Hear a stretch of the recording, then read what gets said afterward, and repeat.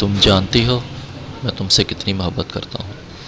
علی نے شائستہ کی آنکھوں میں آنکھیں ڈالتے ہوئے پوچھا۔ تم ہی بتا دو کتنی محبت کرتے ہو مجھ سے؟ شائستہ شوخی سے آنکھیں مٹکاتے ہوئے بولی۔ اتنی۔ علی نے اپنے دونوں بازو پھیلا کر بتایا اور اگلے ہی لمحے آگے بڑھ کر شائستہ کو اپنے بازوؤں میں لے لیا۔ کیا کر رہے ہو؟ کسی نے دیکھ لیا تو؟ شائستہ خود کو علی کے حصار سے چھڑاتے ہوئے بولی۔ کوئی دیکھتا ہے تو دیکھ لے، مجھے کسی کی کوئی پرواہ نہیں، علی نے بڑی بے باکی سے کہا تھا۔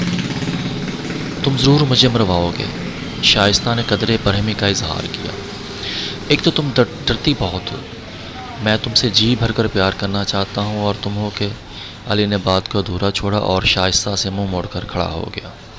تم ناراض بہت جلد ہو جاتے ہو، شائستہ علی کے سامنے آ کر اسے منانے کے انداز میں بولی۔ علی خاموش رہا اور شائستہ کو نظر انداز کرتے ہوئے ادھر ادھر دیکھنے لگا۔ مجھے جی بھر کر پیار کرنا چاہتے ہو نا؟ تو پھر آج ہی کر لو مجھ سے شادی، کیونکہ تمہاری جی بھر کر پیار کرنے والی خواہش شادی سے پہلے تو ناممکن ہے، شائستہ دو ٹوک انداز میں بولی۔ تو شادی سے پہلے کیا ممکن ہے یہ بھی بتا دو، علی نے طنزیہ انداز سے پوچھا۔ یہ جو گھر والوں سے نظریں بچا کر تم سے ملنے آ جاتی ہوں، میرے لیے یہ بھی بہت مشکل ہے۔ امی کو پتہ چل گیا تو میری ٹانگیں توڑ دیں گی، ابا کے غصے کو بھی تم اچھی طرح جانتے ہو، وہ تو مجھے جان سے ہی مار ڈالیں گے، لیکن کیا کروں، اس محبت کے ہاتھوں مجبور ہوں، تم سے ملے بغیر چین بھی تو نہیں ملتا۔ شائستہ بولتے بولتے رکی، ایک آہ بھری اور علی کے رد عمل کا انتظار کرنے لگی۔ علی جیسے کسی سوچ میں گم تھا، اس لیے اس نے شائستہ کی بات پر کوئی دھیان نہ دیا، وہ مسلسل اپنی انگلیوں کو ناخن سے چبائے جا رہا تھا۔ شادی کے نام پر تم خاموش کیوں ہو جاتے ہو؟ کچھ تو جواب دو، شائستہ نے علی کا بازو پکڑا اور جھنجھوڑتے ہوئے اپنی طرف متوجہ کیا۔ تمہیں کیوں شادی کتنی جلدی پڑی ہے؟ میں پہلے کوئی اچھی نوکری تو تلاش کر لوں، پھر بھیجتا ہوں تمہارے گھر اپنی ماں کو رشتے کی بات کرنے کے لیے، علی نے روکھے پن سے کہا اور وہاں سے چلا گیا۔ شائستہ علی کی عادت سے بہت اچھی طرح واقف تھی، وہ جب بھی کسی بات سے چڑ جاتا تو ایسے ہی کرتا تھا، لیکن آج اس کا روکھا پن پہلے سے کہیں زیادہ تھا۔ شاید وہ نوکری نہ ملنے کی وجہ سے پریشان ہے، اس لیے ایسا کر رہا ہے۔ شائستہ نے دل ہی دل میں خود کو تسلی دی اور علی کی ادا پر مسکرانے لگی۔ شائستہ علی سے بے پناہ محبت کرتی تھی، علی بھی شائستہ سے اپنی محبت کا اظہار کرتا رہتا تھا، بس شادی کے نام پر تھوڑا کرنی کترا جاتا تھا۔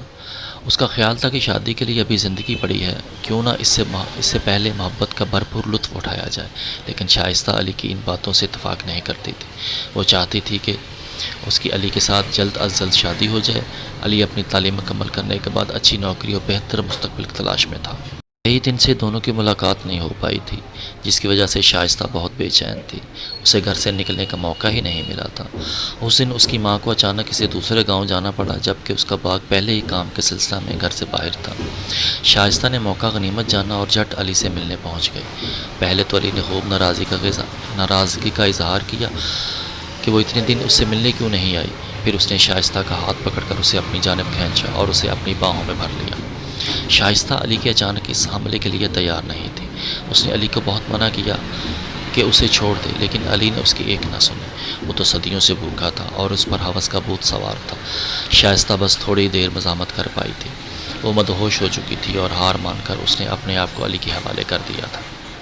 علی اپنے مقصد میں کامیاب ہو چکا تھا، وہ جس محبت کا لطف اٹھانا چاہتا تھا اٹھا چکا تھا۔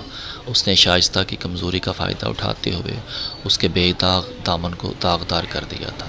شائستہ کو جب ہوش آیا تو بہت دیر ہو چکی تھی، اس نے چیخ چیخ کر آسمان سر پر اٹھانا چاہا، لیکن وہ ایسا نہ کر سکی، کیونکہ اس گناہ میں وہ خود بھی شامل تھی، وہ اپنے آپ سے نفرت کے سوا کچھ نہ کر سکے۔